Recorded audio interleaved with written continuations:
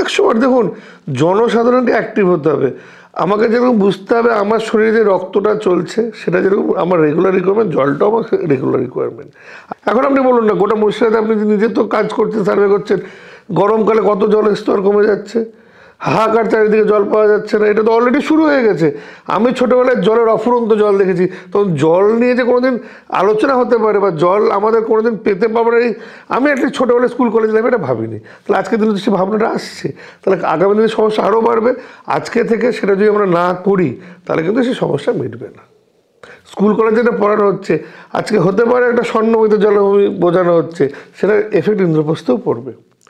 ইন্দ্রপ্রস্থে আমরা জলভূমি বোঝানো হচ্ছে, তার এফেক্ট কিন্তু মধুপুরেও পড়বে।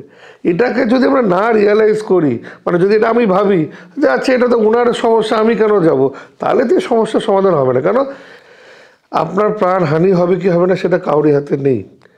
কিন্তু আমরা যেটা বললাম, এই সমাজ, ধরুন আজকে বহরমপুরে আমরা যতজন পপুলেশন আছি, আমি মনে করি নিজে পার্সোনালি, আমার নিজের প্র্যাকটিক্যাল এক্সপিরিয়েন্স আইনজীবী হিসেবে, মেজরিটি মানুষ কিন্তু জলভূমি বাঁচাতেই চায়।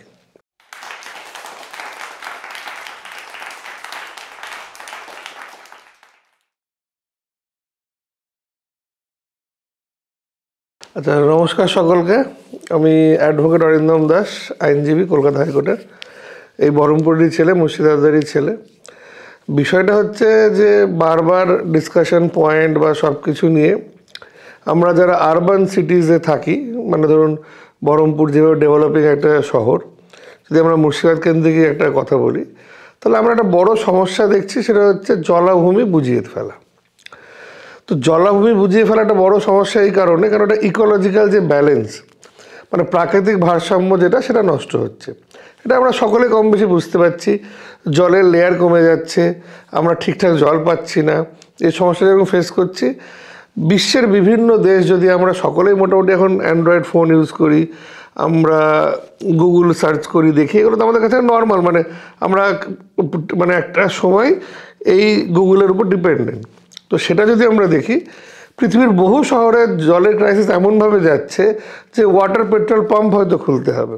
মানে যেমন গাড়িতে আমরা তেল ভরি, টাকা দিয়ে সেই গিয়ে জল নিয়ে এসে সেই জল আমাদের খেতে হবে। তো এটা নিশ্চয়ই একটা বিশাল বড় সমস্যা, কারণ জলের অপর নাম জীবন, সেই ছোটোবেলা থেকে আমরা পড়ে আসছি। কিন্তু এই জীবনটাই যদি না বাঁচে তাহলে আমরা কোথায় গিয়ে দাঁড়াবো? তো আজকের বিষয়, যেটার আলোচনার বিষয় হচ্ছে, এই যে জলাভূমি বুঝিয়ে ফেলা হচ্ছে বা জলাভূমি চলে যাচ্ছে, তার ফলে কি আমরা কিছুই করতে পারি না বা আমরা কিছু করছি না, এই পজিশন। জলাভূমি রক্ষার জন্য প্রচুর আইন আছে, কনসেপ্ট আছে, এবং সেই আইনকে রক্ষা করার জন্য ইনস্টিটিউশনসও আছে। যেরকম যদি কোনো মিউনিসিপ্যাল এরিয়াতে জলাভূমি বুঝিয়ে ফেলা হয়, তাহলে সেই মিউনিসিপ্যালিটির দায়বদ্ধতা আছে সেই জলাভূমি যেন না বোঝানো হয় সেটা দেখার। যদি সেটা কোনো গ্রামীণ এলাকায় হয়, আদার দ্যান দ্য মিউনিসিপ্যালিটি, তাহলে ব্লক ডেভেলপমেন্ট অফিসারে সে দায় এসে পড়ে।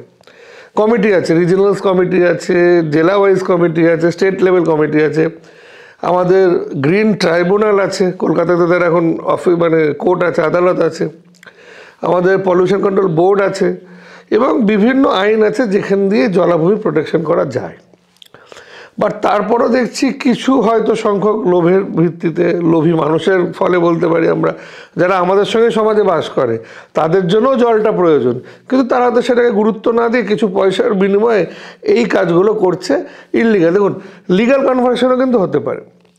ভারতবর্ষের বা আমরা পশ্চিমবঙ্গের প্রেক্ষিতে যদি কথা বলি, একটা জলাভূমি, ধরুন আজকে আমার 5 বিঘা জলাভূমি আছে, আইন বলছে সেই 5 বিঘা যদি জলাভূমি আমি অন্য কোথাও খনন করে দিই, সেই জায়গায়, অথবা অ্যাডজেসেন্ট মৌজা ভিত্তিক, তো একটা আইনের, আমাদের ল্যান্ড রিফর্মস আইনটা তো একটা মৌজা ভিত্তিক আইন, সেই মৌজা বা অ্যাডজেসেন্ট মৌজাতে যদি আমরা এই জলাভূমিটা করে দিই, তাহলে সে কনভার্সন, ইকোলজিক্যাল ব্যালেন্স যদি ক্ষতি না হয়, তাহলে অ্যালাউ করা যেতেও পারে।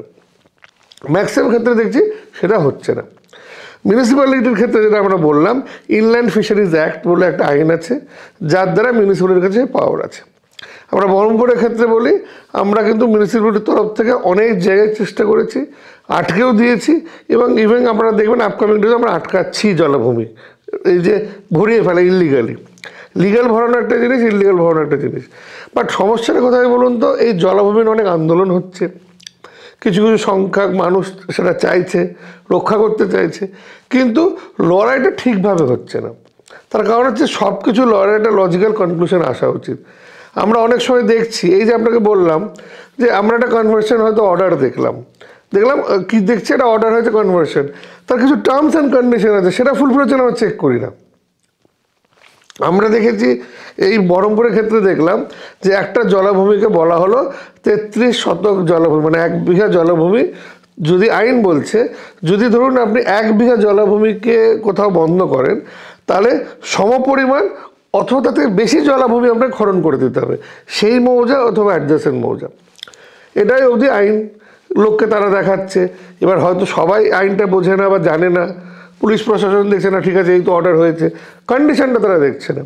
যখন আমরা অ্যাকচুয়ালি ইনভেস্টিগেশন করলাম, আমরা মিউনিসিপ্যালিটির তরফ থেকে, বিএলওর তরফ থেকে, তখন গিয়ে দেখলাম এই 33 শতক জলাভূমির মধ্যে মাত্র 24 শতকই খোঁড়া হয়েছে, তাও খোঁড়া হয়নি, এটা লোল্যান্ড করে দেওয়া হয়েছে। তার মানে আইনের যে ব্যাখ্যা বা আইনের যে পদ্ধতি সেটা মানা হলো না। কিন্তু এই জায়গাগুলো আমরা হয়তো খুঁটিয়ে নাটিয়ে দেখছি না। যদি আমরা খুঁটিয়ে নাটিয়ে দেখি, তাহলে আমি এই বহরমপুর শহরে ছোট থেকে বড় হয়েছি, প্রচুর জলাভূমি কিন্তু বুঝে গেছে। এখন গুগল ম্যাপের থ্রুতে সেটা দেখা যায়। যদি আমরা আগের গুগলের ম্যাপ আর আজকের গুগলের ম্যাপ আমরা ক্রস চেক করে দেখি, তাহলে সেম তথ্য পাবো যে ম্যাক্সিমাম জলাভূমি কিন্তু বুঝে যাচ্ছে। একটা মানুষের শহরকেন্দ্রিক তার ডিমান্ড বাড়ছে, তার থাকার জায়গা দরকার, জলটাও তো দরকার। আর যেটা হচ্ছে আইন আদালত, এগুলো তো একটা পার্ট অফ দ্য গেম, যেখানে আমি বললাম যে আমাদেরকে আরও একটু কশাস হতে হবে, আর লড়াইটা মধ্যে মধ্যে ছেড়ে দিলে যাবে না, লড়াইটা শেষ অবধি লড়তে হবে। বহরমপুরে তার উদাহরণ আছে যে একটা জলাভূমি রক্ষা করার জন্য একটা পাড়া রুখে দাঁড়িয়েছে এবং তারা সেটা সফলও হয়েছে। কিন্তু যেটা বললাম যে আমরা যখনই এই বিষয়গুলো নিয়ে আসতে চাইছি, উত্থাপন করার জন্য তো লোক দরকার, এগুলো খুঁটিনাটি দেখার জন্য লোক দরকার।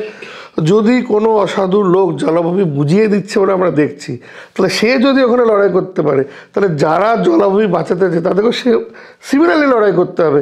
লড়াইটা এটা হতে পারে না যে আমি হাইকোর্টে একদিন মামলা করলাম বা একটা মামলা দাখিল করলাম, তার ফলে কোনো রায় হয়ে গেল, আমি ছেড়ে দিলাম। আমরা দেখেছি বিগতকালে যে এখানকার একটা কোনো সংগঠন হাইকোর্টে মামলা করেছিল, পাবলিক ইন্টারেস্ট লিটিগেশন করলো। পাবলিক ইন্টারেস্ট লিটিগেশনে আমাদের মাননীয় জেলা ডিস্ট্রিক্ট ম্যাজিস্ট্রেট তারপর কিছু ডিরেকশন হলো, কিন্তু সেটা আমার মনে হয় যে পুরোপুরিভাবে কমপ্লায়েন্স হলো না। কারণ থাকতে পারে, হয়তো সে কমপ্লায়েন্সে আটকে গেছে, করতে পারেনি। মানে এটা আমি বলছি না প্রশাসন উদাসীন বলে হলো না, প্রশাসন হয়তো কোনো বাধা বিপত্তি এসছে, কিন্তু সেই যে বাধা বিপত্তি এসছে সেটা না আমরা কোশ্চেন করলাম না, সেই বিষয়টা আবার আমরা কোর্টের সামনে উত্থাপন করলাম। হঠাৎ আমি একবার গেলাম আর বিচার পেয়ে যাব, বিচারটা অত সস্তা জিনিস নয়।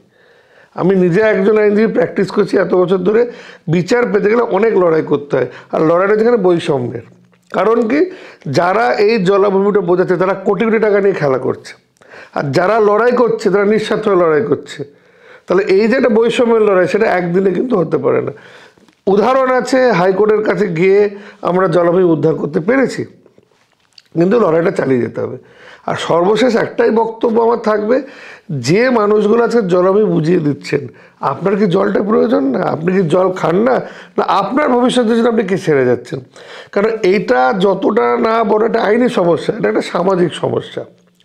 প্রতিটা মানুষকে বুঝতে হবে যে আজকে যদি আমি জলটা প্রিজার্ভ না করি, তাহলে আপনার পাশে আমাদের বহরমপুর দিয়ে গঙ্গা বয়ে গেছে, তার লেয়ার কিন্তু প্রতিদিন কমছে। কারণ রিকোয়ারমেন্ট বাড়ছে, জনসংখ্যা বাড়ছে, জলের রিকোয়ারমেন্ট বাড়ছে। একটা শহরকে ডেভেলপ করতে হবে, কিন্তু তার প্রাকৃতিক ভারসাম্য বজায় রেখে। এটা প্রতিটা মানুষের দায়িত্ব, শুধু আইন আদালত, পুলিশ প্রশাসন, মিউনিসিপ্যালিটি, বিএলওর অফিস কিন্তু এটা রুখে দিতে পারবে না। যতক্ষণ মানুষ সচেতন হচ্ছে, আমাদের সামাজিক যতক্ষণ দায়বদ্ধতা আসছে, ততক্ষণ এটা কিন্তু আটকানোর জায়গা খুব কম। আইন আছে, আদালত আছে, তার দ্বারস্থ আমরা হচ্ছি, গাইডলাইন পাচ্ছি। বহরমপুর মিউনিসিপ্যালিটির তরফে আমরা অনেকবার চেষ্টা করেছি, অনেক জায়গায় আমরা আটকেও দিয়েছি, ভবিষ্যতেও আমরা কোর্টের অর্ডার কমপ্লেন্স করছি, কারণ আমরা অর্ডার দিচ্ছি তারা কোর্টে চলে যাচ্ছে, এই বিষয়গুলো চলছে। আমরা আমাদের দায়বদ্ধতা চেষ্টা করছি রাখার, কিন্তু মানুষকে সেই জায়গাটা বুঝতে হবে। এবং যারা জলাভূমি বোঝাচ্ছে তাদের কাছে আমার এটা অনুরোধ যে দেখুন, জলাভূমিটা আপনার আমার সবার জন্য দরকার। এটা এমন না যে আপনি একটা জলাভূমি বুঝিয়ে দিলেন মানে আপনি 2 পয়সা কামিয়ে নিলেন বলে আপনার কোনোদিন সেই জলটা লাগবে না। এটা একটা সামাজিক দায়বদ্ধতা, এটা একটা সামাজিক ব্যাধি হিসেবে আসছে, সেটা কিন্তু সবাইকে দায়িত্ব নিয়ে সামলাতে হবে। নমস্কার সবাইকে।